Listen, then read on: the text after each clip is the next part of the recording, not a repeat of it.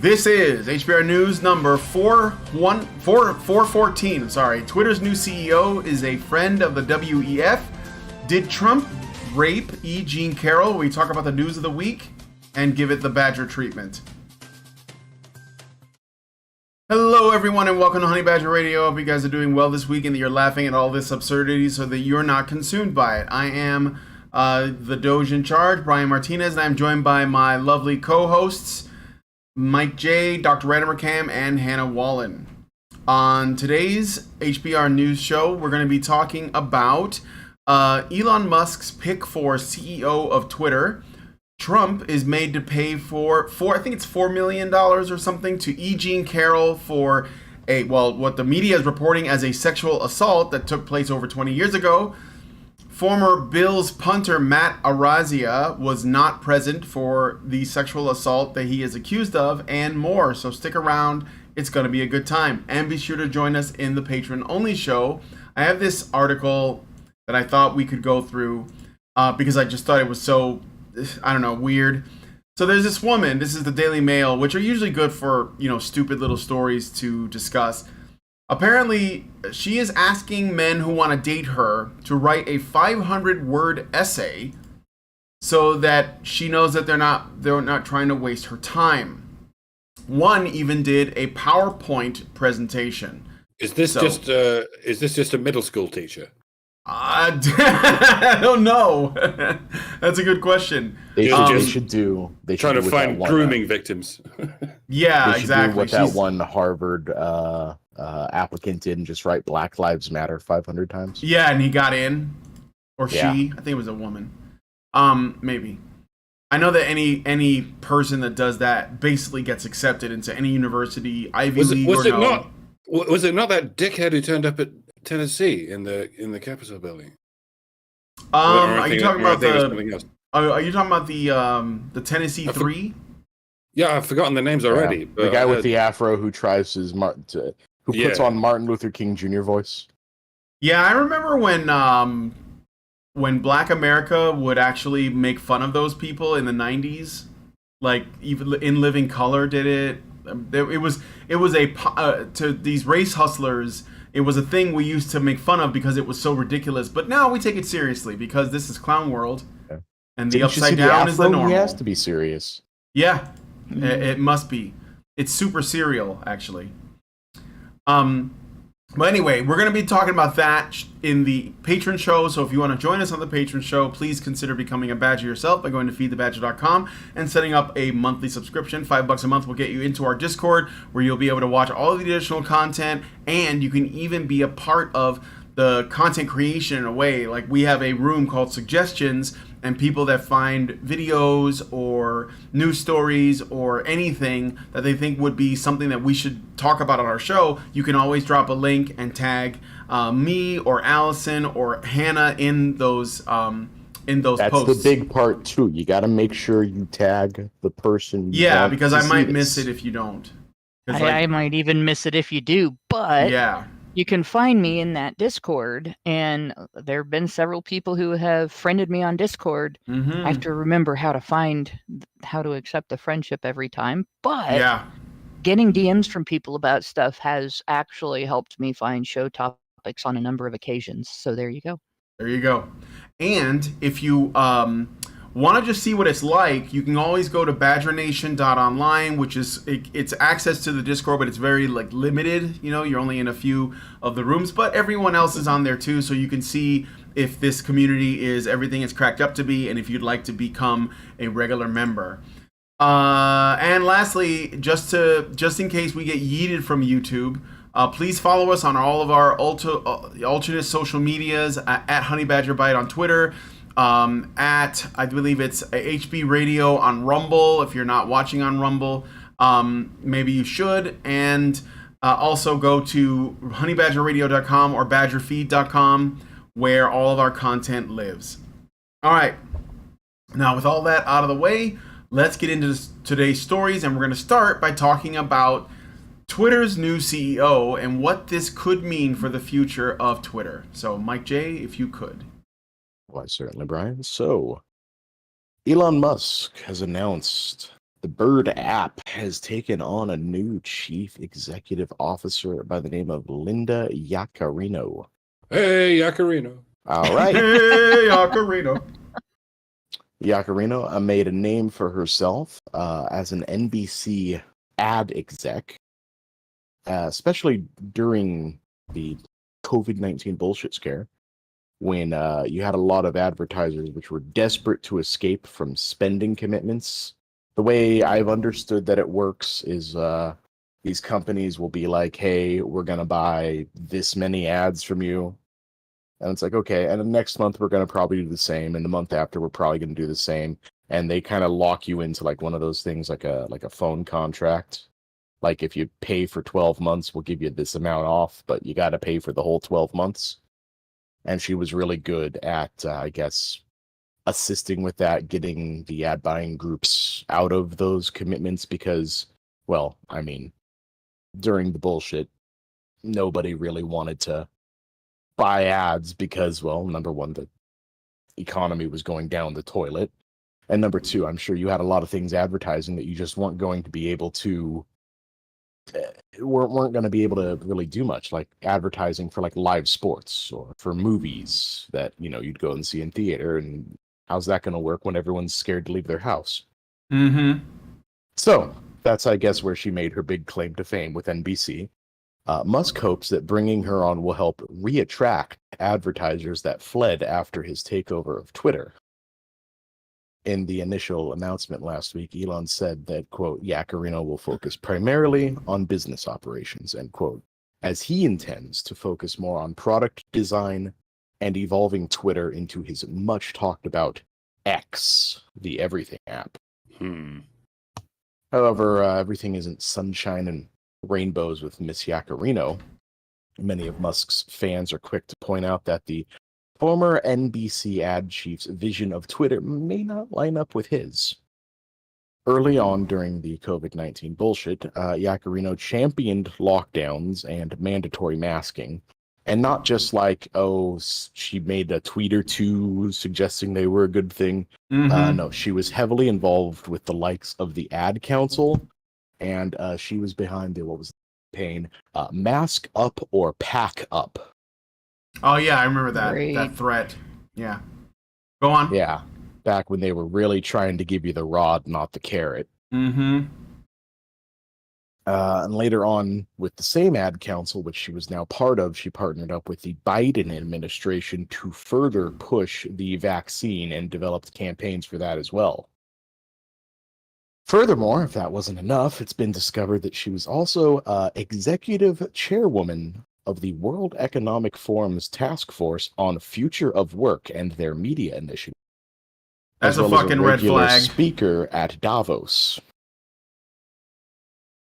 Yeah, well. Despite this, though, in recent interviews, it seems that she's saying she's going to maintain her commitment to Musk and his goals, stating, quote, if freedom of speech, as he says, is the bedrock of this country, I'm not sure there's anyone in this room who could disagree with that. I mean, they could. They could disagree with that. It's such a non-statement. I know. I hate it too. Before you guys jump on this, I just want to say that I got the number of the show wrong. I said 414. It's 405. So sorry about that. This is show number 405. That did feel a little further along. Okay, go ahead. Yeah, there's nothing stopping anyone disagreeing with the notion of free speech. Yeah, quite ironically, you could shake your fist and vehemently oppose the notion of free speech, but the louder you do it, the more ironic it is, because you're exactly the kind of person, indeed, the only kind of person who should probably shut the fuck up if you are to be held to the standards you so enthusiastically espouse. Like I've been saying for years, the only freedom on which we should be free to infringe on is the freedom to infringe on freedom. Like if you assault someone, you can expect to be assaulted in response. If you try to kill someone, you can expect to run the severe risk of being killed in the process. If you question the results of an election when your opponents win, you can expect them to question the results when you win. Oh shit! I guess not. This is why it's so important to focus on hypocrisy. Futile though it very very often is, because in terms of retributive justice, it covers almost everything. If you're in favor of jeopardizing the freedom of others, you should have that freedom summarily jeopardized, all else being equal. It's where liberty and authority can meet in the middle in some kind of harmony. Authority should only be employed for the sake of liberty, if you ask me. And you'll notice I can say this without necessarily being called anything, not even a libertarian. I'm just like, let's have liberty, and let's even have some authority if it helps for liberty. It's not even about the eye for an eye or a tooth for a tooth or a tongue for a tongue. It's if you threaten to remove my tongue, then you forfeit your right to a tongue, at least, figuratively speaking. So a month ago, when Elon Musk said to Linda Yaccarino, quote, if I were to say, yes, you can influence me, that would be wrong. That would be very wrong, because that would be a diminishment of freedom of speech, end quote. And she responded, but... and then a bunch of corporate gobbledygook that amounted to, fuck you, my speech is more important than everyone else's. Musk's immediate and final retort should have been, okay, then you don't get to say shit to or about this platform on this platform. You will never be a blue checkmark, let alone become CEO. As a matter of fact, I'm now going to cut your mic, pull your tail between your legs, and boot you sideways off this stage, never to be heard again. Get thee to a nunnery and take that vow of silence that you would have everyone else take. I don't know why he didn't do that. I don't know why he's going ahead with this scumbag, knowing the rank hypocrisy in which he believes. Is this just some impotent sinecure that he's giving to some kind of diversity? I have a theory. Is he just passing responsibility but no real power to some random arbitrary individual? In which case, he would actually be better off if his dog was in charge. Mm-hmm. He's joked about that in the past, but seriously, if this is all for show, you'd be safer with a dog. A dog may bite you while taking exception to being bitten in return, but they can never take away your speech, provided you keep them away from your throat. That's what I mean. You are allowing this vicious dog to come uncomfortably close to your throat, Elon. I hope you know what you're doing. I hope you know something that we don't, something you're not telling us. And fair enough, you don't have to. Freedom of speech comes with the right to remain silent. So, to be continued. There is a tweet that I did see from someone who was cautioning Elon about these things, and he did respond to it basically saying, like, yes, I'm aware of these things that she has, which you would, consider detriments to her, and I am taking this seriously, but she is basically just in here to figure out the ad situation. She's not going to be dictating policy. What about this? Okay, so I'll tell you what I think. I think that he's picked her specifically to try to win back the people who dropped their advertising. To be like, oh look at this, I'm a centrist. This is the far left WEF globalist shill that I'm putting in charge of this thing. So why don't you guys come back? And of course, she also happens to be in that department.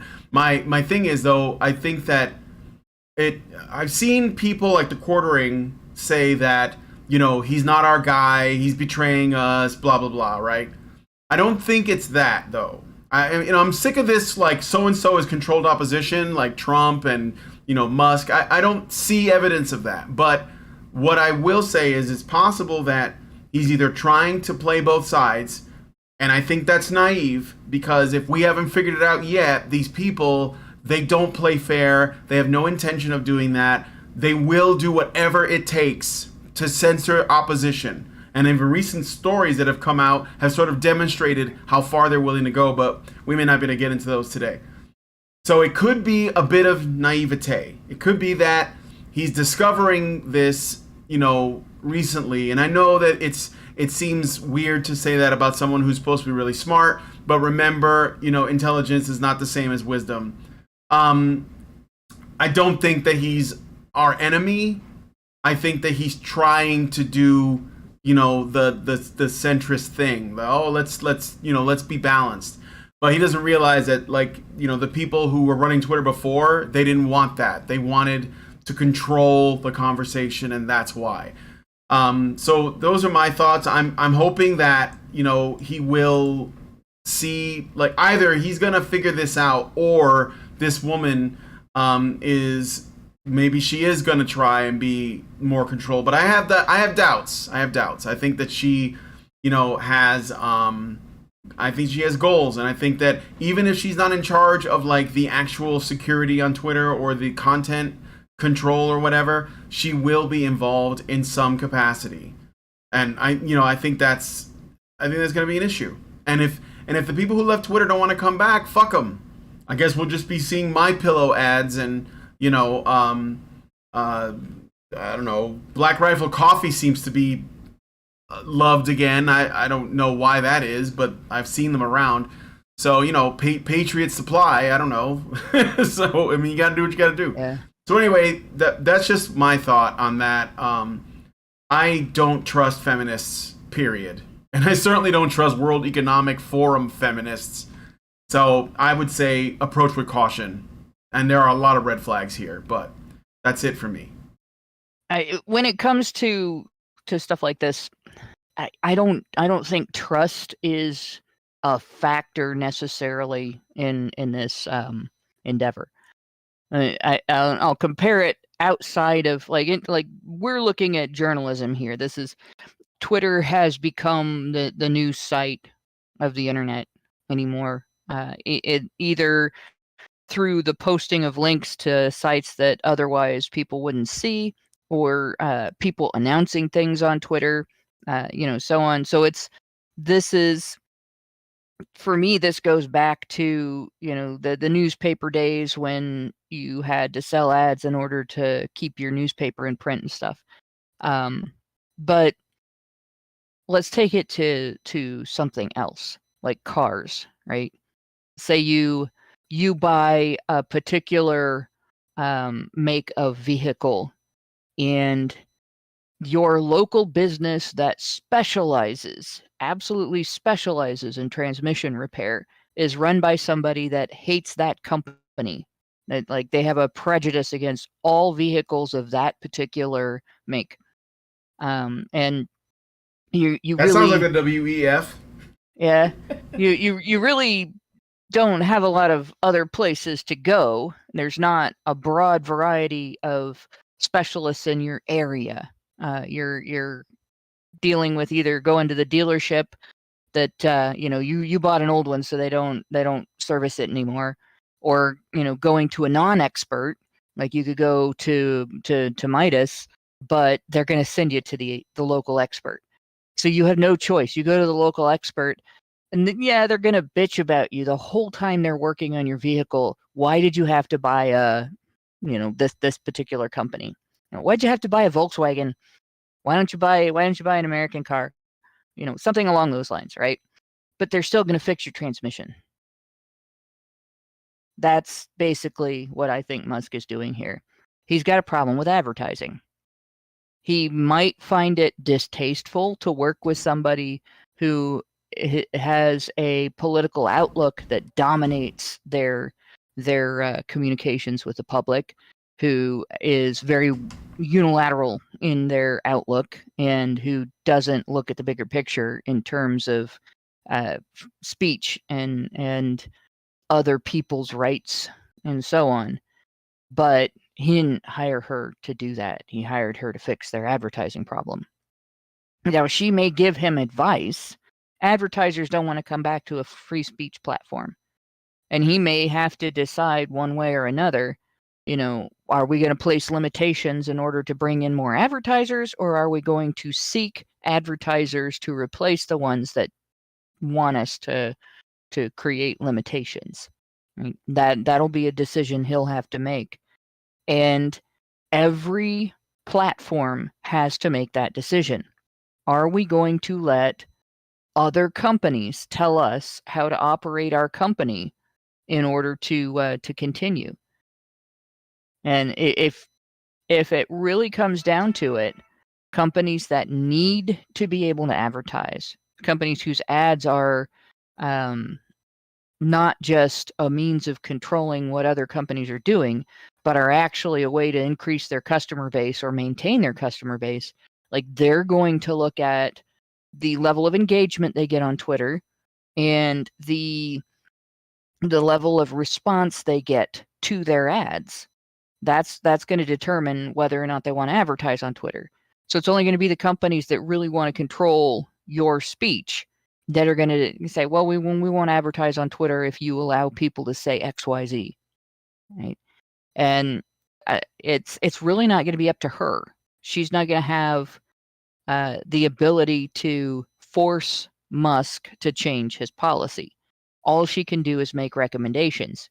She can bitch up one side and down the other about the make and model of social media that he is running. But all she's there to do is fix the financial transmission. That's what she's supposed to do. Right. But that's the thing. Like I don't think that's going to be the limit of what she's going to try to do. And if Musk isn't careful, she's gonna take over from her position. She will have no power that he does not give her. That's true. He has ownership, right? He's not he's not beholden to her in any way. Of course. So it's just going to be up to him. He's just going to have to keep an eye. He's obviously, like I said, trust doesn't have to be a factor there. If you go to a transmission specialist to fix your transmission in your Volkswagen, and they hate Volkswagen, you're going to be vigilant. If they start telling you a bunch of bullshit about your car, you're going to have to judge, is this due to their hatred of this particular company, or is what they're saying legitimate? And he's got the same issue with regard to his company. If she starts telling him a bunch of bullshit about Twitter and its capacity for attracting advertisers, he's going to have to sort out what's valid versus what she's inserting politically. Is she not seeking out advertisers because she wants to use some advertisers' reluctance to manipulate the company, or is she doing her job? And it's going to look really bad for her if he discovers that she's not doing her job, right? So, if enough people who what it's really going to, yeah, go ahead. I was going to say what it's really going to tell us is a couple of things about Musk. Does he have the acumen to judge that? Is he capable? I suspect that he is, but is he capable of distinguishing between those two possibilities and those two behaviors, right? Mm-hmm. That's the first thing. The second thing is he legit? And I think I'm more likely to view him as not legit if he lets this woman take over his company than as naive. I don't think he's naive. Yeah. So this is basically going to tell us, like, the quartering is right about one thing. Trump or Musk or any of these big guys that we look at and we're like, oh, this is our guy. He's not anybody's guy. They are their own guys. That's why they're under attack. That's why they manage to be successful, because they are their own guys. They're not alphas of a sect, right? They're completely outside of the spectrum, I guess you could say. They're not alphas. They're not betas. I can't think of they're Zeta. Omega? Sigmas. Zeta was the term. The Zeta male, the guy that just like, fuck you guys, I'm gonna go do my own thing. It's now called Sigma for whatever reason. Yeah, Sigma. Okay, Sigma. Well, whatever you want to call it, these guys, they don't work within the paradigm of normal politics. They make their decisions based on their own set of ethics and morals and interests. So But are their ethics and morals really different from ours? They may be. Some of them may be. And they may be looking at things from a totally different perspective. They're looking at them from a totally different set of life experiences, right? Yeah. So, and it's fine if they are. They're better and easier to work with than people who are diametrically opposed to us. Well, or just people who don't think we should have a voice. Right? So that's basically, they don't have to be in our pocket to be worth working with or worth paying attention to, worth extending a little bit of goodwill and so on. But that doesn't mean we should assume that we're going to be happy with everything they do.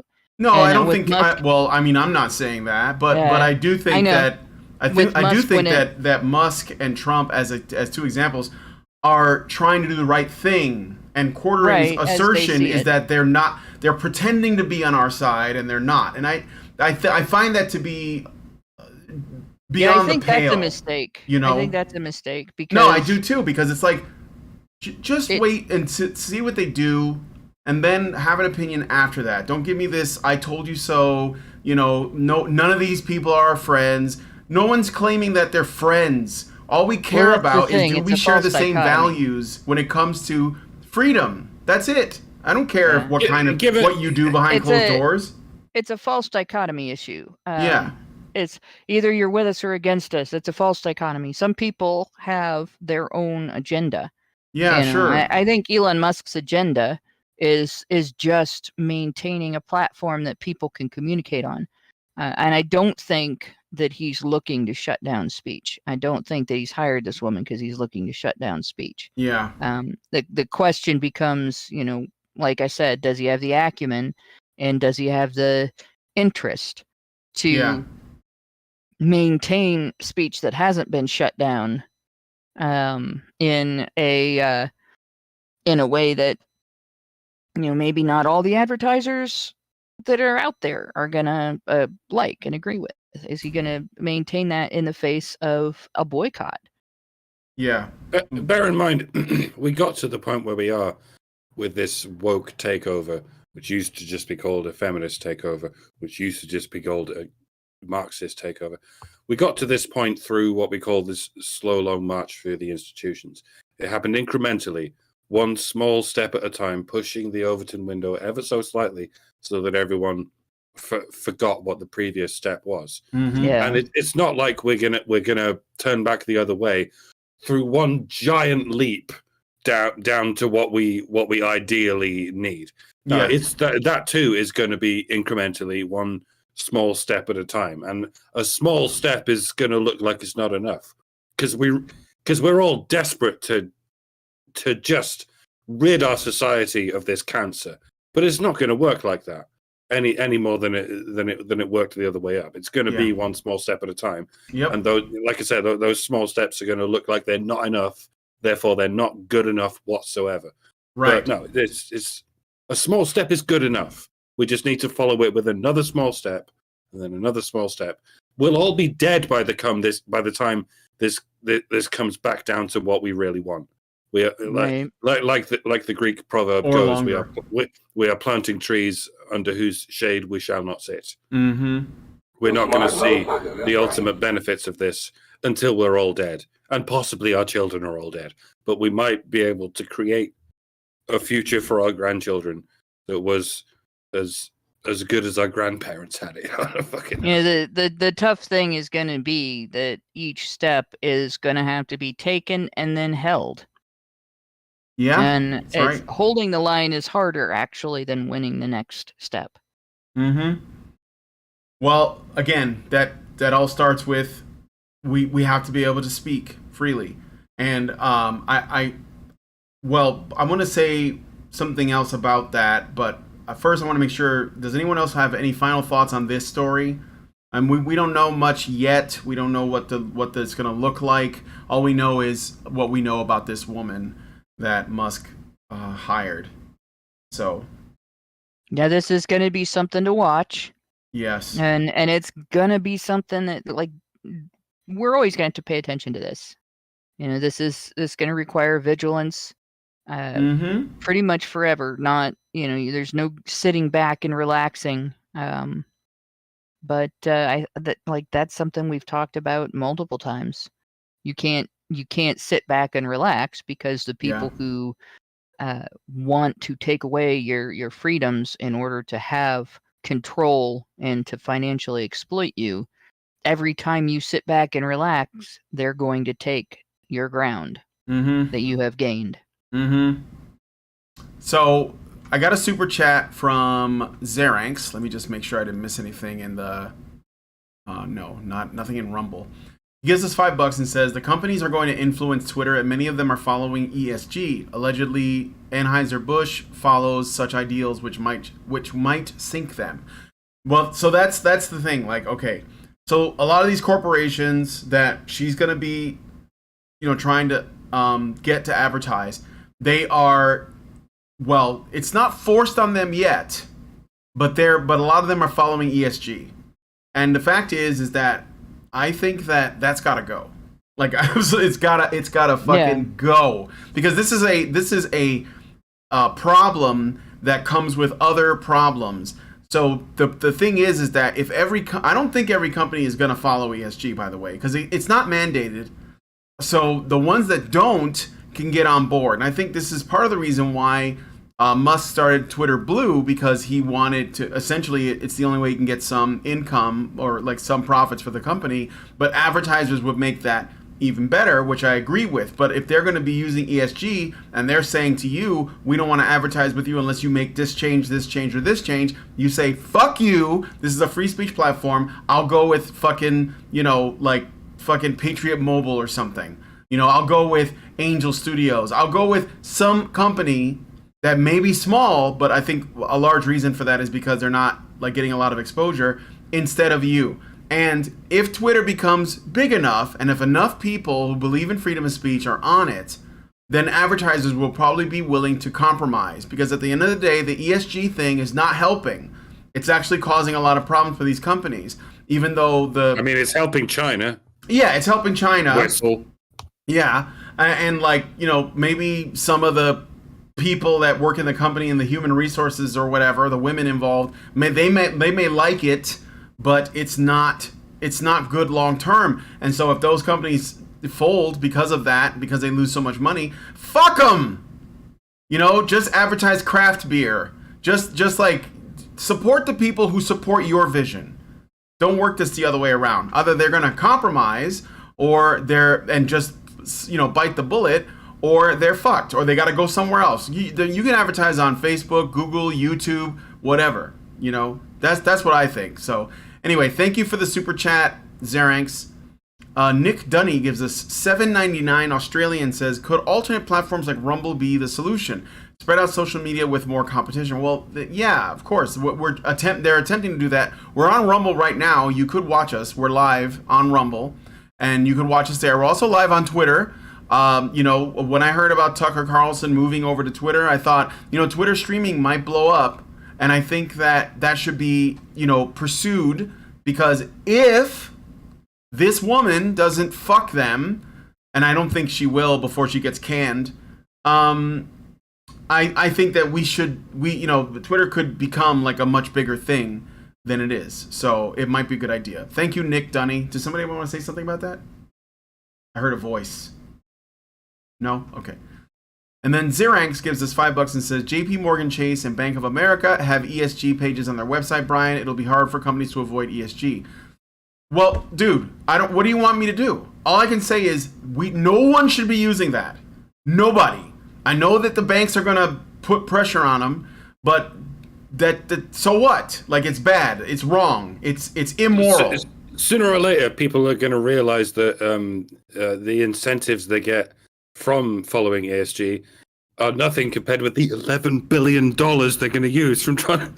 They're going to lose from trying to follow, which is what happened to Anheuser-Busch. I guess I hope eventually people will wise up. Yeah, I mean, I don't know. I scam. mean, I get what you're saying, Zaranx. It seems like, there's no escape, but something has to be done. And like, all I can do at the level that I operate is not bank with those fucking people. So I don't know what to tell you. I mean, go to a credit union. I don't know. Like, we can't just lay down and be like, well, I guess ESG is our new reality. No, I'm not doing that. Fuck that. It's just no. That's no way. Fuck that. And it's not because it's China. It's because it's authoritarian bullshit. I think we're in a situation where the general population in Western nations is going to go through a economic version of heroin withdrawal. Yep. We've really had a convenience addiction that it's created a situation where we've given these corporations a lot of inroads into our private lives, into control over our choices. Like there's some things that you look at and it's like, well, I don't mind taking a survey when I buy my groceries, like every time I buy my groceries, and it gives the grocery store information that lets them stock the things I want in the grocery store. But I've noticed, like, I used to get all kinds of coupons on my Kroger card, right? And I've noticed now that when I go looking for coupons on my Kroger card, the same brand names are always the coupons that are available, and they're not things that I buy. And if I didn't do the math, I might think, well, I'm just going to switch to this brand because I'm getting coupons for it and it's cheaper. But actually, it's not.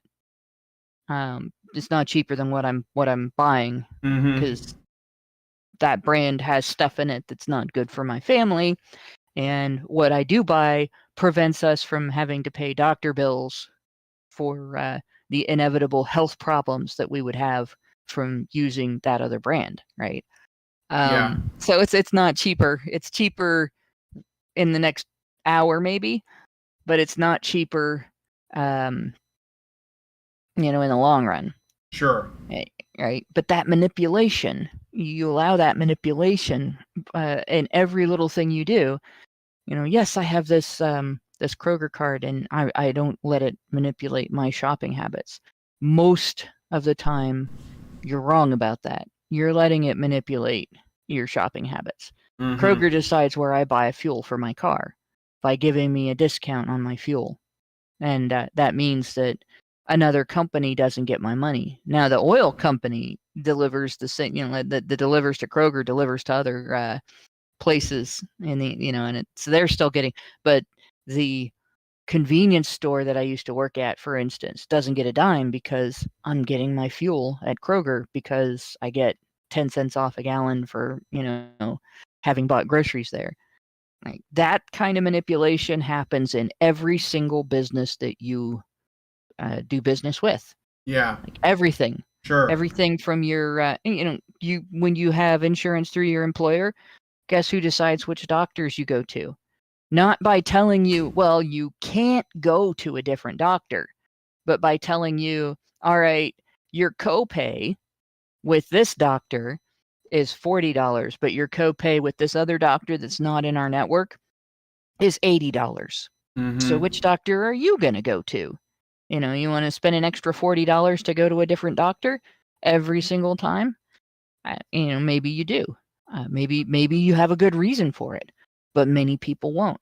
So it's going to be like, it really is going to be like heroin withdrawal. Every minute of every day, everything that you're doing, every interaction that you have with a business, every interaction that you have online, you're going to run into something that you're going to have to deal with an inconvenience in order to get away from this. And the reality is, it's worth it. Yeah, I think so. Like, we've started here in our area, there's a few grocery stores that are not big chain grocery stores. Like, in fact, there's a market that's older than Kroger that Kroger sort of tried and failed to copy that we go to. That a lot of people think of it as a hoity-toity place, but actually it's just a little family-owned grocery store, and they have better products. And it's sometimes more expensive to go there, and it is not in our neighborhood, but it's worth it because when we go in there, we're not being manipulated as to what we buy. They have the same products that you can get at Kroger. They also have products that you can't, right? So we actually have more choices. And you got to do that kind of thing. Yeah. In order to get out of this. Remain adamant. All right, I'm going to go someplace else. That's right. All right. Yeah. I can blow. Oh, you ready to blow? Yeah, I'm ready to blow. Well, I'm a mushroom cloud laying motherfucker. So we're gonna move on to the next story. Thanks for the super chats, guys. Just gonna look here. Nothing in Rumble. Rumble Squad, give us a shout out. All right, we're gonna move on to the next story. This one, I thought we dealt with this already like years ago, but E. Jean Carroll is back in the news because reasons. So, Mike J, why don't you get us caught up on all that? I certainly will, Brian. So, after former President Donald Trump's bombastic CNN town hall host debate and comedy special, former Vagina. That was the name of the cat, right? Former famous person, E. Jean Carroll, is deciding if she wants to sue him for comments made against her. Again. So during the town hall host debate and comedy special, Trump made several references to Carroll and the former case against him, calling it, quote, made up, fake, and a rigged deal. He also referred to Carroll as a whack job and stated, quote, what kind of a woman meets someone, brings them up, and within minutes you're playing hanky-panky in a dressing room? It's called a groupie. Mm-hmm. Carroll, who did not watch the town hall, was presented with the transcript of it by her lawyer. Upon reading just the first part, she reacted by saying, quote, it's just stupid, it's just disgusting, vile, foul. It wounds people, end quote. She also added that she had been, quote, insulted by better people, end quote. She also stated that she isn't just upset on her own behalf. No. Quote, I am upset on the behalf of young men in America. They cannot listen to this balderdash and this old-timey view of women, which is a caveman view, end quote. You can tell she didn't watch the actual town hall thing, or she would have heard the cheering by the young men in the audience. And also, balderdash is old-timey. Yeah, that was one of my first words, actually. Everything about this woman. Seriously, my dad taught me to say balderdash, and I have a recording of me saying balderdash as a little kid somewhere, which you guys might never hear. Okay, go ahead, Mike. Finish it. Carroll's lawyer, Roberta A. Kaplan, has stated, quote, everything's on the table, obviously, and we have to give some consideration to it. We have to weigh the various pros and cons, and we'll come to a decision in the next day. Or so. Probably. Yeah, as we draw closer to 2024, we're seeing a resurgence of every clump of slime that can be lobbed at Trump by, the deep state, which of course does not exist, and if it does, it's a good thing. Please let me enter the United States. And it's just like 2016. It's not just the same levels of vitriol that we saw in 2016 and beyond. It's the same stories. Yeah. These people are scrambling for scandals and smears that they can throw at Trump. And you'll notice they can't even find any new ones. In terms of sex scandals, all they ever had was Stormy Daniels and E. Jean. I think most people think of rape as being sexy, Carroll. And that's still all they can find for all their efforts. If they did this much digging on any other politician, especially Democrat politicians, they would have pages and pages of juicy dirt that they could dangle like the sword of Damocles over them forever. And that's what they do. And they're desperate to find that kind of dirt on Trump so that they can control him like they control every other corrupt sex pest in the Senate.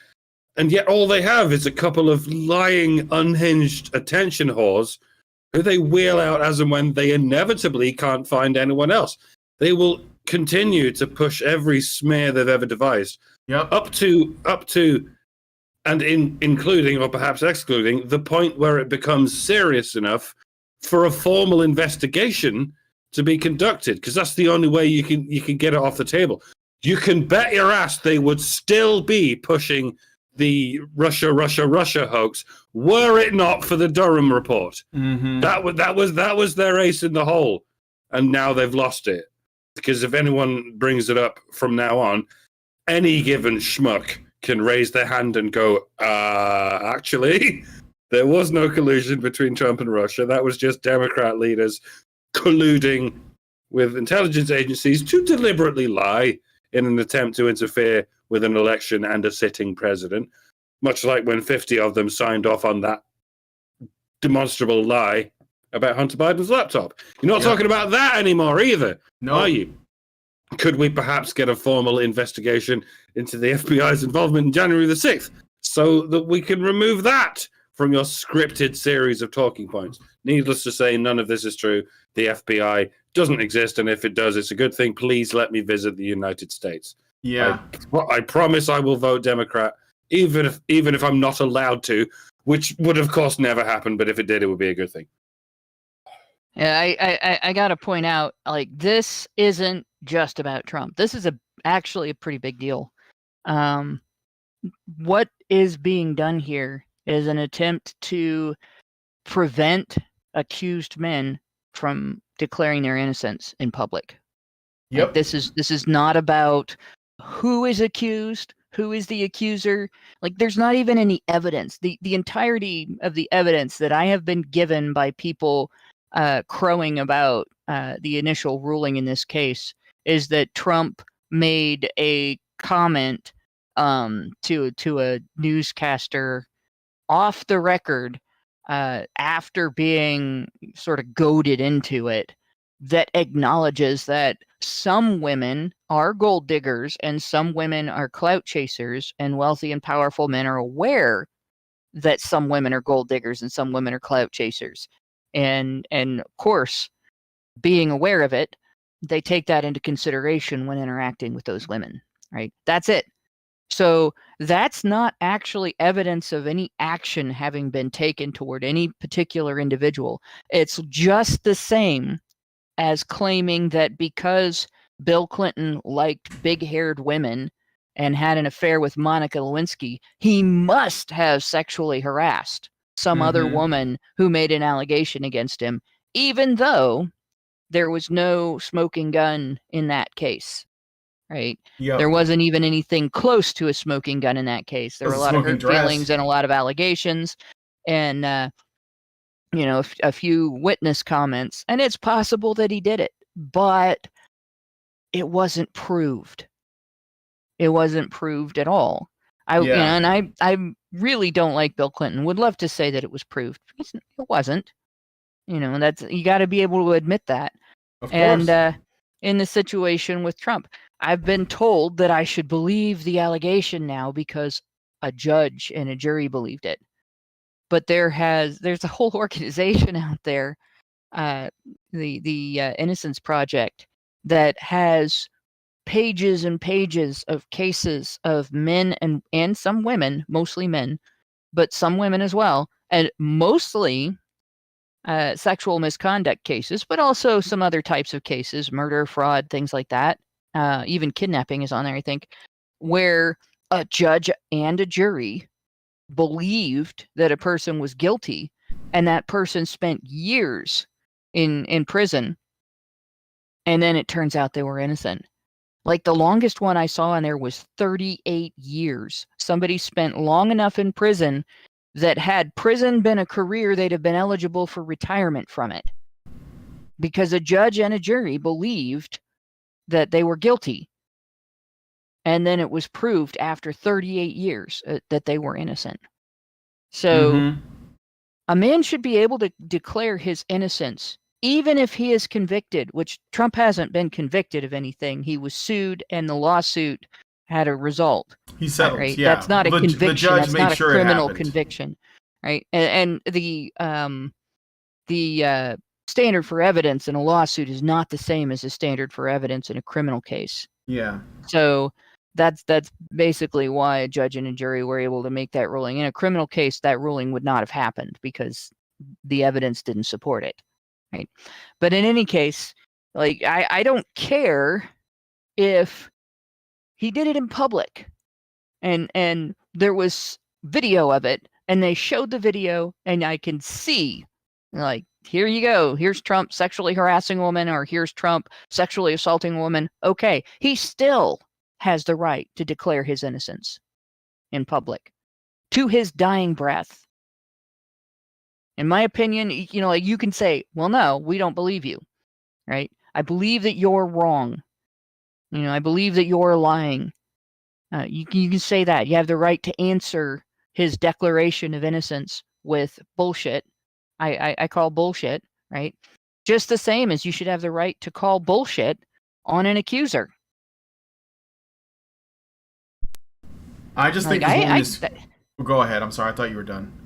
I don't understand why the entire men's rights movement isn't up in arms about this. They should be, but we have. Yeah, they should be, but I will say, because I've spoken to some MRAs, and the problem is that they have bought into the narrative around Trump, and I'm talking about the narrative that started before. Once he announced his bid to run. So before that, he was okay, right? Like, some people just didn't like him because he was rich. Fuck them. Who cares? Sorry you're poor. Stop complaining. Get off your ass. But then there were people who thought he was all right, and then he said, I'm going to run, and then the media just went ham, and some people started to buy into the lies. And it's been lies. But it's not just Trump. It's not just Trump. Bill Cosby I know, was but I'm sued saying for this is. I said innocence. this from the beginning. It's not just him, but he is an avatar for everything they hate, about men, about capitalism, about merit, all of it. That's the thing. He is the avatar of their hatred because he represents all of that. So it's not just him. He just happens to be the glowing target. Here's the thing, though. Like, as a movement, we have to be able to separate that. And I was just talking to somebody about being able to find common ground with people of different political outlooks. I get it. I've done that. The thing is, I've stood up for Harvey Weinstein. I still maintain that because I haven't seen any evidence that contradicts that. I've stood up for Bill Cosby. I maintain that. I stood up for Michael Jackson. I maintain that as well. So it's not like I'm just picking Trump. I know. I'm not just talking about you, though. I know. This is the thing. We have.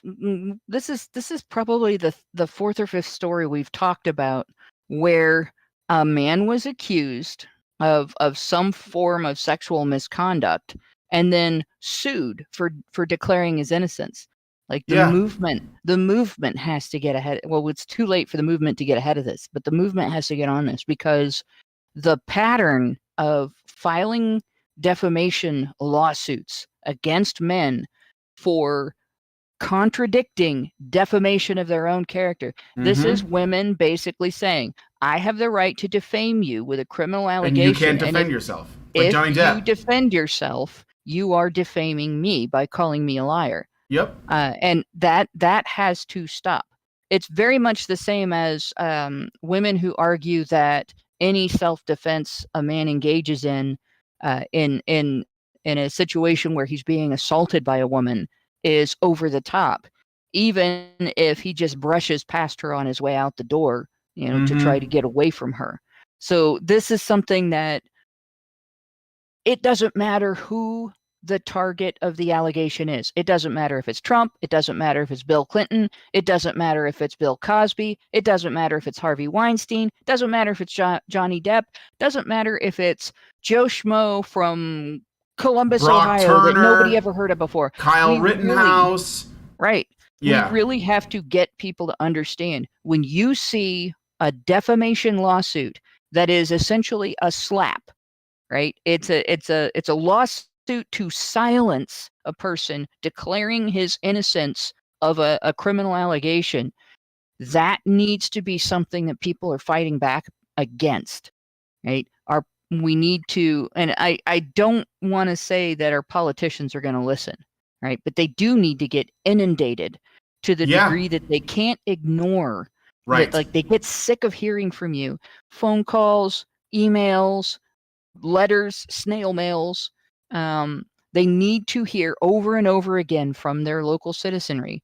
And the ones that really need to hear it the most are your city, county, and state politicians, not just your federal politicians, but your city, state, and county politicians need to hear our area needs to have some sort of legislation that protects a citizen's right to publicly declare their innocence upon facing a criminal allegation as part of their free speech right. Right? That is sacred. It is part of your 14th Amendment and 5th Amendment right to due process, to not have your due process interfered with. Part of due process of law is your right to declare your innocence. And if they can tell you that you cannot tell the New York Times that you're innocent of a crime that you're accused of, they can tell you that you cannot tell your Twitter audience or your Facebook audience or any other social media audience that you have, your followers, the public that reads your social media posts. If they can tell you you can't do that, the next thing that they will do is tell you that you cannot tell the court that you're innocent, because it's an attack on the accuser if you tell the court that you're innocent. And they're working on that. They're trying to limit your exculpatory evidence that you can present. There's already some limits on exculpatory evidence that you can present in a sexual misconduct case, and they're trying to increase that. So this is really not about Trump. This is really a huge big deal. No, I know. This really is something that it's not political, really. I mean, no. Yeah, he's a political target, and that tells you how easily this can be done to anyone else. And if it weren't for the fact that he seems to keep himself so fucking clean that they had to pull shit out of their ass to like try and tag on him and it doesn't stick. But yeah, like this is something that MRAs should be paying attention to, and they should be up in arms about, because this can be done to any man. And no men are not perfect. Like, you might find something in their history, and bring it up. But well, if you can't declare your innocence, they don't have to find something in their history. They just have to make it up. And that's the other thing. Women are not exempt from this. Women may be sitting back going, well, it's protecting our right to accuse. Bullshit. If they can tell a man that he cannot declare his innocence upon being accused of sexual misconduct against a woman, they can tell a woman that she cannot declare her innocence upon being accused of theft, or upon being accused of fraud, or upon being accused of child abuse, right? If they can do this with one crime, they can do this with every crime, right? You get accused of tax evasion, well, you just gotta deal with it, pay the taxes, right? You get accused of being at fault for a car accident, don't bother bringing in the video from your dash cam. You were accused. Your accuser has a right to not be contradicted. Shame on you for defaming your accuser by bringing in video that contradicts their story. Right. So every person, the men's rights movement should be incredibly aware of this, but every person should recognize why this is bad. Yeah. No absolutely. one should have the right to file a defamation lawsuit to stop someone from declaring themselves innocent of a criminal allegation, even after conviction. Yep. All right, so I gotta move on, because I got a lot of super chats and stuff, so I want to read through them. First, though, we got a super chow, and I try to give those priority if I can. Meredith G gives us $5 through a super chow and says, HBR News number 405, Honey for the Badgers. I don't want people to go get black-pilled about ESG. The reality is that ESG is antithetical to the fiduciary responsibility that the fund managers who push it have to investors. The same goes for the executives, board members, and managers at many of the companies that accept this crap to get access to funds. As people lose money, lawsuits are coming, and there are all politicians that are pushing against ESG retirement funds. When it becomes relegated to a small group of people rather than leveraging our pensions and retirement accounts, it will become too weak to be effective. I don't think it's sustainable, but I think that people really need to be vocal and not act like, well, I guess that's just our life now. Like, because if you settle, if you are complacent, then you basically insure it. But most of these things that these people are trying to push on us are not sustainable. And I won't get into it, but there is the white pill with regards to ESG is it's not going to last very long. Yeah. The black pill is, as long as it does last, it's going to do damage. Yes. And we have no idea how much damage. And it's just going to benefit the governments that aren't employing it, like the CCP. And ironically, the Russian government. Yeah. Ergo Proxy, so this now I'm on the super chats, gives us $2.20 Canadian. Let me just make sure that nobody on Rumble sends anything. Nope. What's up, Rumble folks?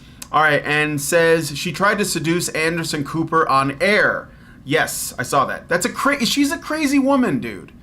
I think that her story about what Trump did, they pulled that from an episode of SVU. She pulled it from that. Literally the same exact thing happened on Law and Order SVU. The woman's crazy, and yet we're supposed to take this shit seriously. It's ridiculous. They couldn't find anything. They had to get a crazy person and a porn star to come out and make allegations. It's insane. But you know what it is too? It tells us a little bit about them and the kind of shit that they got going on. I mean, you guys probably saw the Hunter Biden tape. So anyway, Zeranx gives us $5 and says, thank you, Ergo Proxy, by the way. And Zeranx says, if Trump is this clean, people should hope they never find themselves near Howard Stern. He seems to be. I mean, the motherfucker doesn't do any drugs. He doesn't drink. I don't think he even smokes. The guy is squeaky clean. And I know that some people might say, well, you don't know that for sure. If there was something, they would have gotten it. If there was anything they could have used against them, that would have been the first thing they did. They don't have anything, except he says things that people don't like sometimes. Well, you could say the same thing about Joe Rogan. It's all fake news. Yeah. It's phony stuff. I mean, Joe Rogan. All right. Thank you. No, go ahead. Joe Rogan smokes weed like it's going out of fashion, even since he moved to Texas. Sure. And he's still apparently squeaky clean in the eyes of the very federal government that would bring him down in a heartbeat if they could. How does that work? I get that he smoked weed like it was the cure for cancer when he was in California, especially after it was made legal. But he's moved to Texas and he's still like, look how much weed I smoke. I don't know. Is it like super honestly, illegal in Texas? Because here in Virginia, it's not for recreational use yet, but you can get weed if you have like a doctor's note from like a dispensary. So what people are starting to figure out, what people are starting to figure out in regard to this is the vice laws in general, whether we're talking about weed, whether we're talking about sex, whether we're talking about any other substance or activity that is regulated, gambling, alcohol, all that. They don't exist to protect the public, right? Yeah. They exist to give the authorities a bludgeon with which to beat people into submission. And when they don't have some other criminal activity that they can get them on, right? And right now, if you look at enforcement of drug laws in the United States, they're not preventing drug use. We'll start with that. They're not, like, those of us that do not partake, our reason for not partaking isn't because it's illegal. Like, I don't partake because I have a shitload of allergies and I don't want to end up at the hospital trying to explain what's going on with me symptom-wise while I'm high. right? Well, I ingested something I'm allergic to. What was it? I can't tell you. That's not going to work, okay? So it's ineffective. That's the first thing. Right? The second thing is it is very lucrative, incredibly lucrative for departments, like police departments, medical departments, and so on. Right? It's very lucrative, and it is a major inroad for the government to take away your due process rights. Again, so you have this law in the United States, HIPAA, that's supposed to protect your medical privacy. And you don't, if I have a patient and that patient is on some medication and that medication comes in a package with a label that has the name of the medication and the name of the patient on it, and I give them the medication and now the package is left and I have to dispose of it. I have procedures and protocols I have to follow to make sure that their next door neighbor can't find that package and find out they were taking that medication, right? And it doesn't matter what medication it is. If it's aspirin, over-the-counter aspirin, and it's dispensed from a pharmacy, so their name is on it, I have to follow those procedures and protocols to protect the patient's privacy. One medication over the counter that lots of people take that doesn't have anything associated with it, you could be like, oh, so-and-so takes aspirin, ha ha ha. No, still got to protect it, right? When I worked at a pharmacy, we were trained that if a client dropped their bag in the parking lot after they took their medication out of it and it had their label on it, it was our responsibility to find that and put it in the trash. And the company I worked for, as support for that lesson, they cited a lawsuit somebody won against the company because someone at one of their stores didn't know that a customer had dropped their bag in the parking lot after they paid for it and walked out of the store. The company was responsible for a breach of medical privacy because the patient breached their own medical privacy and the company didn't stop them from doing it, didn't clean up after them fast enough, right? That's how strict that is. Unless you're suspected of using prescription painkillers too much. And then your local prosecuting attorney has very few barriers to stop them from getting into your medical information. And they don't even have to prove that you committed a crime, right? They could go after you for a made-up crime called doctor shopping because in addition to your pain care, you also receive heart care or kidney care or some other type of care. And you have specialists for the different types of care you're getting. You don't even have to take an unusual amount of medication for them to go after your medical records, your freedom, and your doctors. And they have systematically used that to shut down providers of pain care all over the country. Right? You have no medical privacy, none at all, if the government wants your medical information. None. Yep. Right. All right. So the point that I'm making in regard to this is, again, with the due process thing, we've looked at the allegation part of it, right? With the Donald Trump story, but with this super chat, if you think that you have a right to the presumption of innocence and a right to present exculpatory evidence in your defense and a right to not be accused of a crime that doesn't exist and things like that, take a look at the drug situation.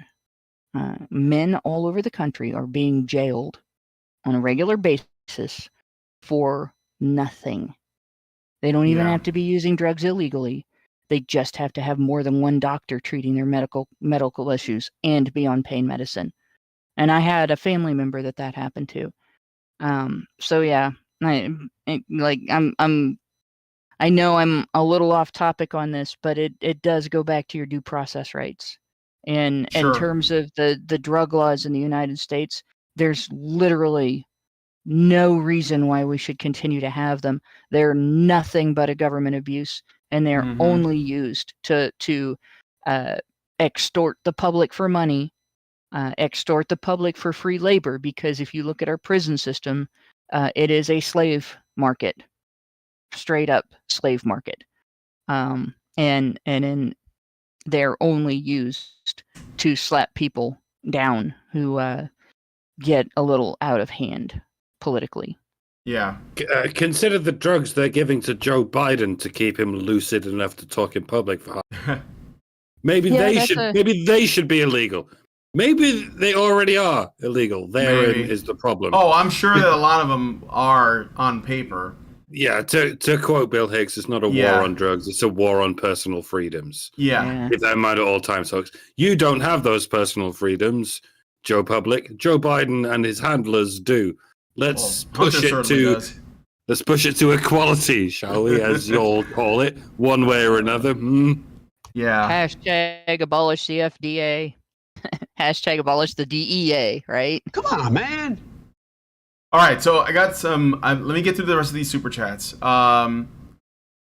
Nick Dunny gives us $7.99 Australian and says, perhaps now is a good time for a third-party candidate to step forward.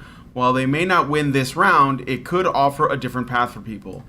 Well, there's usually somebody that does that, so I guess we'll see. But I don't know. They'd have to be pretty fucking amazing. And Ross Perot's still alive. I don't think a third-party person is necessarily not part of the swamp, just so you know. So, what were you going to say, Mike? Ross Perot kind of, I don't know if he's still alive, but he kind of ruined it for third-party candidates for a long time.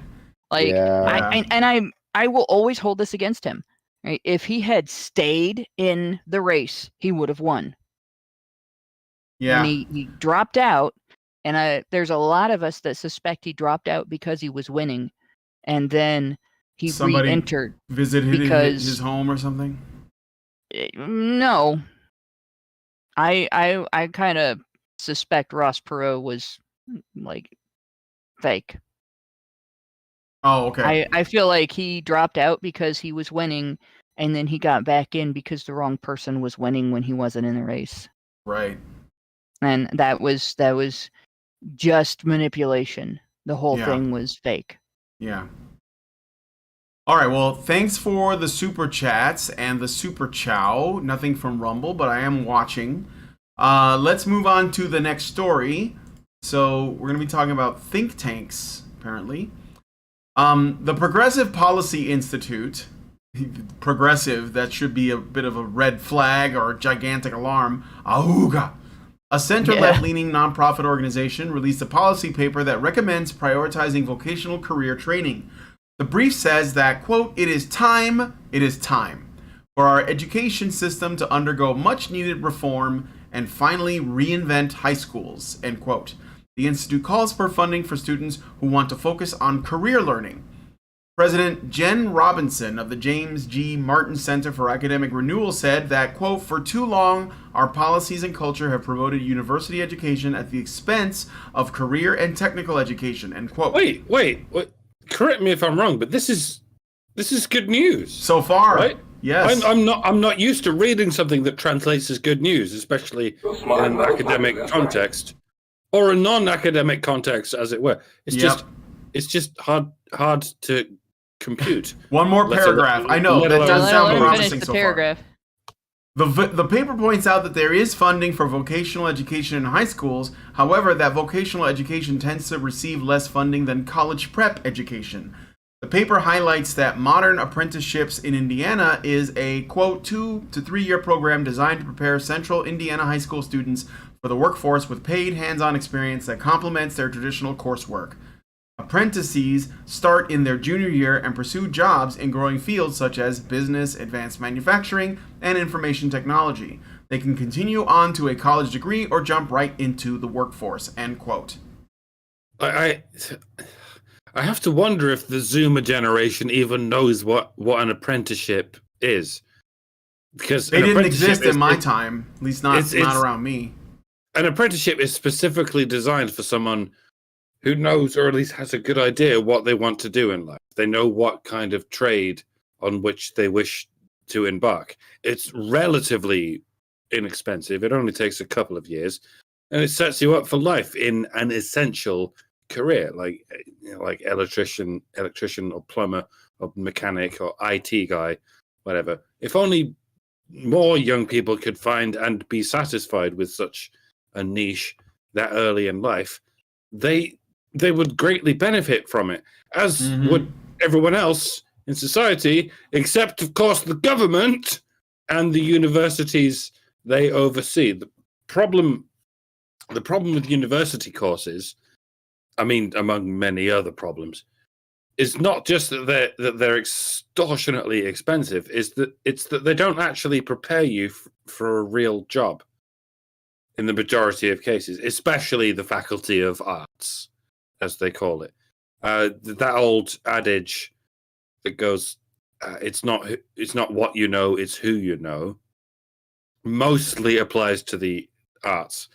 If you want to be an actor or a musician or a visual artist or even a basket weaver or whatever, then the best qualification you can ask for is a 4-leaf clover and a rabbit's foot, because every success story in those fields comes down to either a chance encounter where you're in the right place at the right time, or you happen to already have contacts through friends and family who will give you a contract through the inevitable nepotism, and from there you can try and keep the ball rolling. Only at that point does hard work actually come into it. Absolutely no one gives the first shit whether you have a degree or not.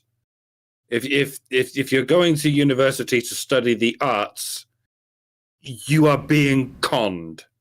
Sorry, but it's true. The best you can hope for is that the university itself and the institution of the people around you will be the place in which you make those necessary contacts. If you're the kind of introvert who just puts their head down and gets the work done and never actually networks with anyone, you will have exactly nothing to show from a university degree. It's just a highly expensive way of transitioning from your parents' house to the real world, and even that's not necessarily going to work out the way you wanted it to be honest. It might even be a similar grift with regard to the Faculty of Science.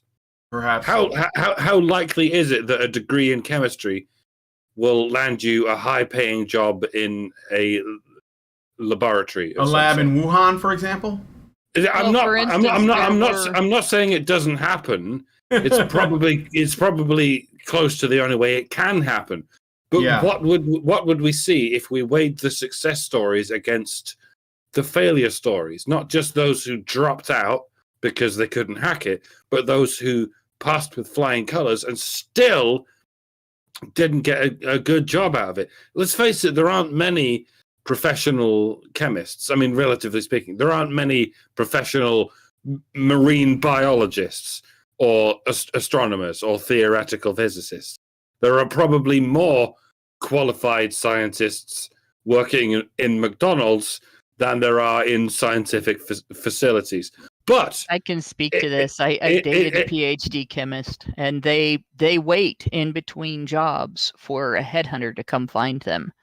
And, put their card out, and that's it. Like, you do a job for a while, and then you finish that job, and when you finish that job, you don't have a job. Yeah, like that's so. Yeah, but like they're contractors in every town, in every village, in every small borough of a large city, there are tradesmen. Yes. Electricians, plumbers, mechanics, the people you call out whenever something in your house explodes or randomly stops working. Or implodes. And to bring it back to subjects relevant to our interests here at Honey Badger Radio, those people are almost always men. As men, you will be valued as a tradesman. Mm-hmm. On quite the other hand, you will not be valued at university. You will be called You'll be called an oppressor and a rapist and a patriarchal enemy whose human rights are not allowed to be discussed anywhere on campus except in the context of reducing those human rights. Yeah. You will be lucky if you make it out of there with your human rights intact, let alone with your mental health intact, let alone with a good job to show for it. Don't do it, lads. Leave the 18-year-old woman-child degenerate whores to populate the universities by themselves, and we'll see how long they last. In short, if you want to abolish student debt, it's like playing a game of tic-tac-toe or thermonuclear war. The only way to win is not to play. That's true. I just wanted to say that I think this is good news, everyone. That they're doing that. I think apprenticeships are a super good idea. I was advocating for them when I was in college. That, I mean, like, at least in Chicago, where I was going to school, nothing like that existed. And as an artist, especially if you're like in the arts, apprenticeships are the best way to learn. Like, a lot of the great artists, they learned under, you know, other people that they worked with. I think that is amazing. Like, this should definitely be pursued. And I will also couple that with the need for more people in the trades, because these office jobs that women are mostly women, because that's what's happening. Women are going to university, they're graduating with their bachelor's or their master's or even their doctorate, and they're getting a job, $100,000 in debt, in an office, in a cubicle, you know, entering data. And those jobs are going to go away because AI is going to replace all of those women's jobs.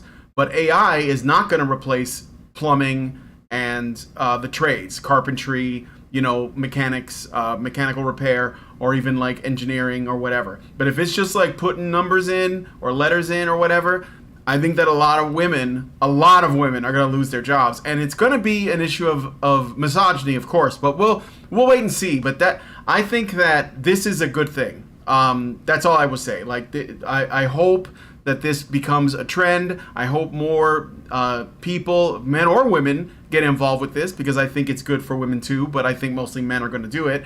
And yeah, I mean, I think that this could be a good thing. So that's all I wanted to say about that. Yeah, one of the reasons that I actually put this in our chat is because it was specifically a left-leaning think tank. And, you know, the right has been talking about this for like 9 years out there. But like, we've talked about this on HBR Talk a couple of times because the right was talking about it already. And, you know, we've had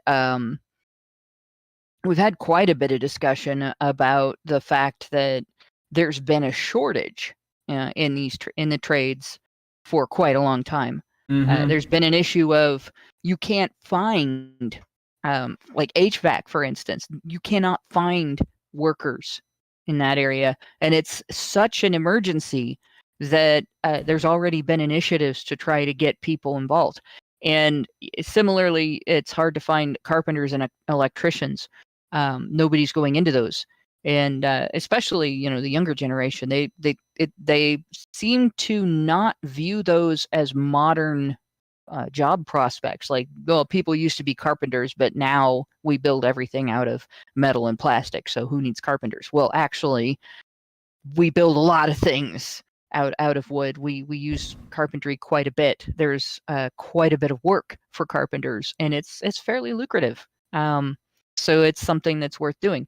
But the left hasn't been talking about that. They've been encouraging people to get into coding. They've been encouraging people to go to university for a variety of other things. Get your degree, right? They've been and that has sort of led to an influx of highly spoon-fed, very uneducated, honestly, young people that they think they know all kinds of stuff, but in reality, they're really just brainwashed, and they end up making decisions based on that brainwashing that have been very bad for society, right? So that's one thing. Yeah. The other thing that I wanted to talk about with regard to this is the money. All right. So as soon as there's money in something like this is where MRAs that feel like, well, we're spinning our wheels because we're not doing anything. All right, watch this. Be vigilant in regard to this. Yeah. Pay attention, because now that there's money, now that there's funding being advocated for, the women's organizations are going to come in and try to hang up their little curtains and take the place over and kick the men out, right? Oh, well, yes, we do need support for vocational education for women. We need to direct all of these programs to girls in getting more girls into carpentry, getting more girls into electrician school, getting more girls into apprenticeships. No, we don't. We just need to get more people involved. There doesn't have to be anything gender specific.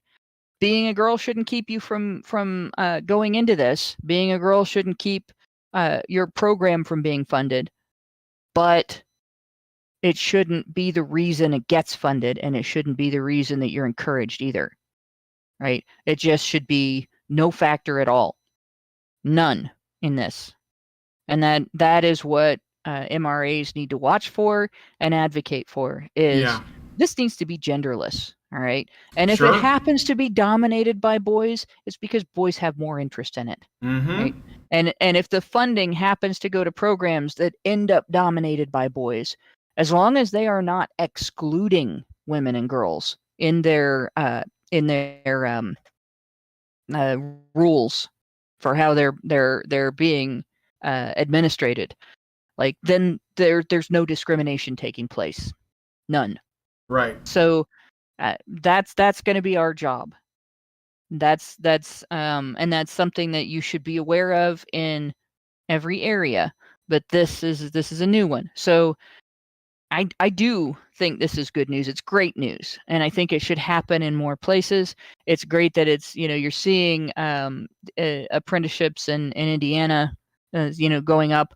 I'd love to see the same thing happen here in Ohio. I'd love to see the same thing happen all over the United States. Probably the same problem is happening in Canada, and the same types of programs need to happen in Canada. Just don't let feminists take them over. Very important. Don't let them do it. Remain vigilant. Okay, so we're gonna move on unless somebody else wants to say anything about this. I think it's good news. So if you guys want, let us know what you guys think about this in the comments, and we're gonna move on to the final story. Okay, so I don't know if you got any football fans in the audience. So the Buffalo Bills, you may have heard of them. There's a punter named Matt Araiza. He was released from the NFL and the Buffalo Bills team last year after a lawsuit was filed accusing him of raping a then 17-year-old girl. Prosecutors said the former Buffalo Bills punter was not present when the alleged gang rape occurred at an October 2021 party, according to witness testimony. The San Diego District Attorney has decided to not press charges against Araiza. The lawsuit accused Araiza, who was 21 at the time, of leading the 17-year-old girl to the side of the house and getting her to perform oral sex on him before they had sexual intercourse. As cited by ESPN, the lawsuit claims Araiza then took her inside the home, where at least 3 other men, including the other 2 defendants named in the suit, former Aztecs teammates Xavier Leonard and Nolan Iwaliko, were located, and that she was repeatedly raped for about 1.5 hours. This is the claim. Wait, 1.5 hours. Yeah. Even between 3 guys. Dudes have got to have some kind of technique. surely the whole idea of raping someone is to come. And these guys went for 1.5 hours, even between 3 of them? Well, they are football players. Presumably, if you're a rapist... They are football players. They probably know some... Well, go ahead. Even for a rapist, then rape is your fetish. These guys were indulging in their fetish, and they still managed to keep the horses at bay for 1.5 hours. A lot of girls would kill for the opportunity to experience that kind of tantra. How do they do it? Do they use that trick of think unsexy thoughts so they could go for longer? Like think of grandma or something? Oh, I'm going to stop talking now. We're never going to know because it didn't happen. Yeah, that's the point. When you make stuff up like when you make up the story, you can add details that are totally not realistic and believable. And there's a lot of things I could say well, here. I'm not done with the I'm not done with the write up yet, but there is some important data here. So videos recorded from the party were taken from those engaging in the acts. So there was sex, and she did have sex with like 3 dudes or more. Could have been the whole defensive line. Jeez. Because they had video. Now we didn't get to see it, but the judge did. He unsealed them for the trial. Apparently the video clips did not show her pass out, I doubt it, and that she instead was actively participating in the encounters and appeared to know at some point she was being videotaped. The clips did not show evidence of her being forced. In an interview with USA Today Sports, the woman emphasized that she was intoxicated to the point of not being able to consent to sex, but a witness said she was approaching men at the party asking to have sex with them. At least 2 witnesses at the party allegedly heard the girl say she was 18, while others said that they did not recall her age coming up. So she, according to witnesses, she claimed to be legal, and she was proposing to have sex with whoever, right? While Ariza admitted to having sex with the woman that night, he never went inside the house. Ariza's story and video evidence contradicts the woman's claims in the lawsuit. All 3 accused men deny the allegations and say that any contact with the teen was consensual, and she lied about her age. You think your consent is your own property? Oh, you poor naive fool. No, your consent belongs to the state.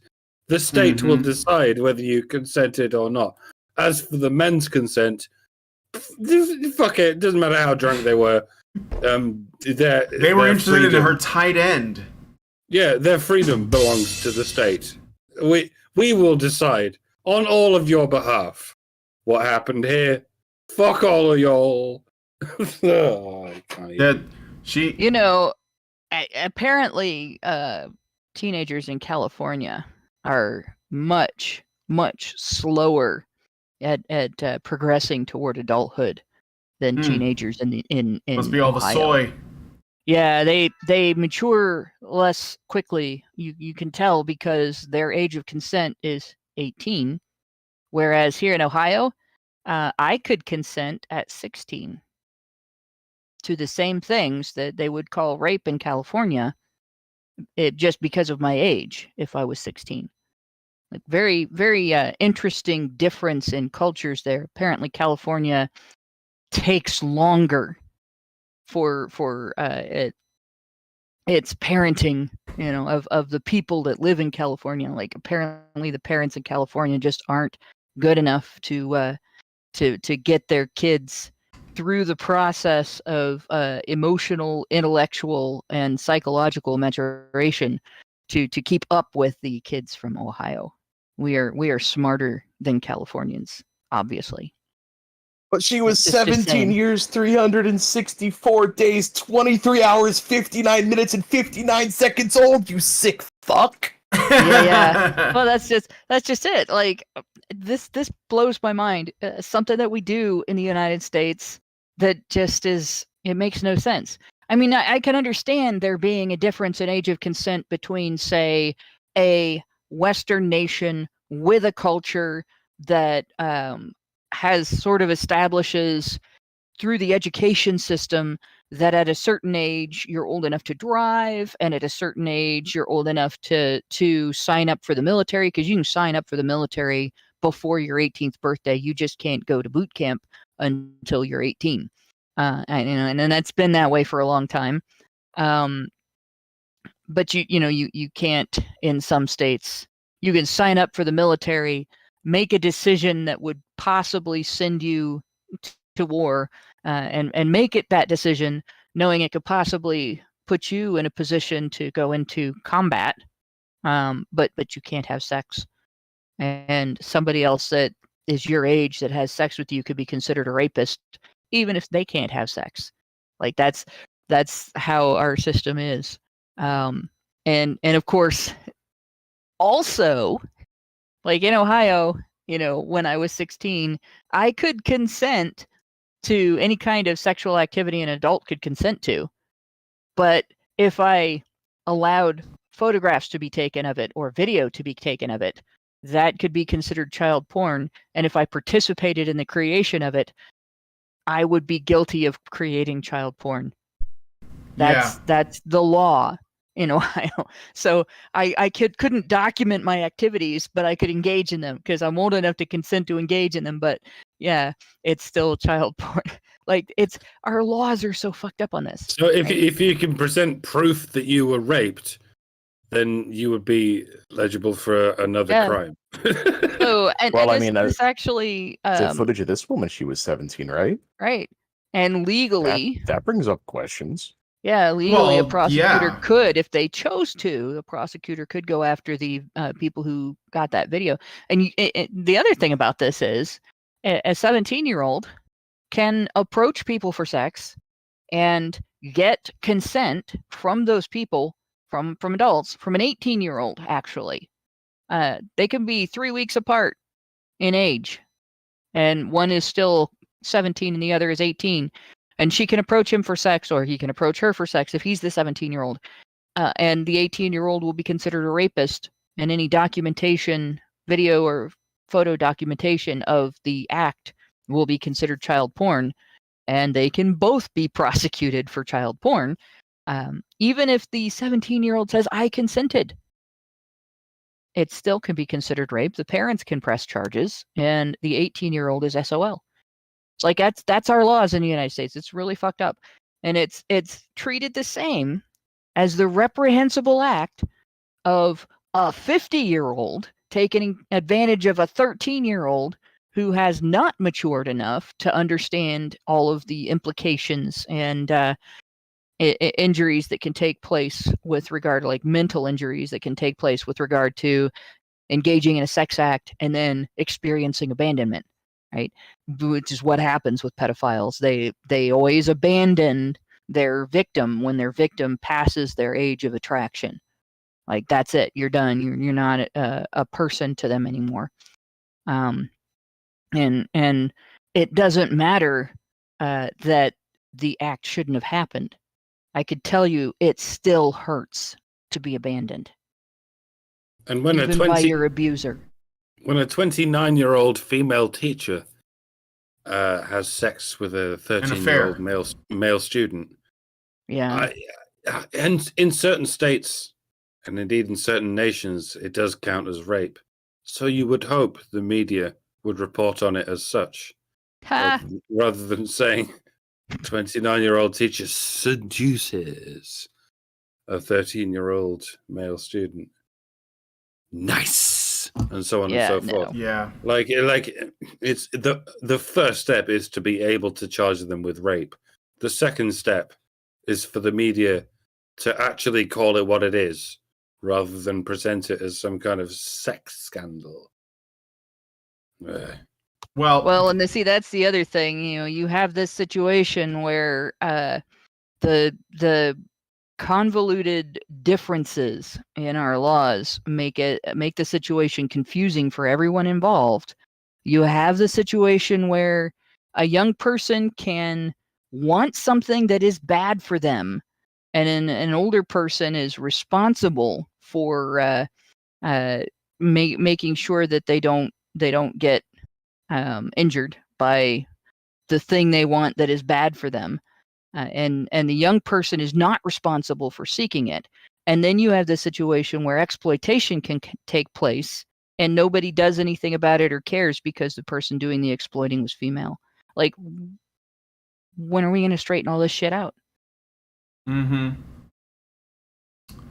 So we gotta end the show, but just want to say that unfortunately, even though this guy was cleared because he wasn't actually there, so apparently one of the dudes that was running a train on her, she either mistaken for this guy or she just wanted to, like, get this guy in trouble. But so the false allegation was proven to be false, but this guy still lost his job as an athlete because of the press. So I think for me, that's the most important takeaway. I mean, we could certainly tell jokes about what happened, and and I did. And when I learned about it, I talked with Lindsay, my wife, and I was like, I don't see how any man would want to be around other men banging the same chick, but there's that just does not appeal to me. I just don't get it. I don't get it. So anyway, let us know what you guys think about this story in the comments. Whatever it is your thoughts are, put it in the comment section, and references to all of the stories we covered today are in the description under the link to our Patreon, which is a link you can all access even if you're not patrons. But please consider becoming a patron by joining us on Patreon or at feedthebadger.com. So I want to thank you guys for coming on today's episode of HBR News. If you guys like this video, please hit like, subscribe if you're not already subscribed, hit the bell for notifications, leave us a comment, let us know what you guys think about what we discussed on the show today, and please, please, please share this video because sharing is caring. Thank you guys so much for coming on today's episode of HBR News, and we will talk to you all in the next video. Men's rights activists are machines, dude. Okay? They are literal machines. They are talking point machines. They are impossible to fucking deal with, especially if you have like a couple dudes who have good memory on top of that too. Holy shit, you're fucked.